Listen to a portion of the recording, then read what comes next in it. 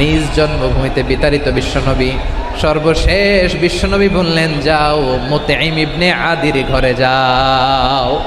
মুতঈম ইবনে আদি মুশরিক, তার কাছে যাও। গেলেন, মুতঈম ইবনে আদি রাজি হয়ে গেল। সুবহানাল্লাহ বলেন।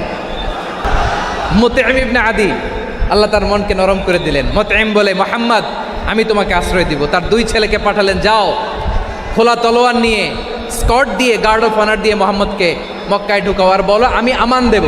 আমান কি দিব? আমান মানে সিকিউরিটি, নিরাপত্তা। সিকিউরিটি ছাড়া, আমান দেওয়া ছাড়া কেউ থাকতে পারতো না মক্কায়। দুই ছেলে বিষ্ণু ঈসা ইসলামকে নিয়ে আসলো। নবী কাবার চারদিকে তাওয়াফ করলেন, নামাজ পড়লেন। আবু জাহেল, উতবা, শাইবা, ওয়ালিদ ইবনে মুগীরা সবাই দেখে, কেউ কিছু করতে পারে না। কারণ মুতঈম ইবনে আদি ঘোষণা দিয়েছেন, আমি মুহাম্মদকে আমান দিয়েছি, মুহাম্মদের গায়ে যেন কেউ স্পর্শ না করে। আওয়াজ করে পড়েন সুবহানাল্লাহ।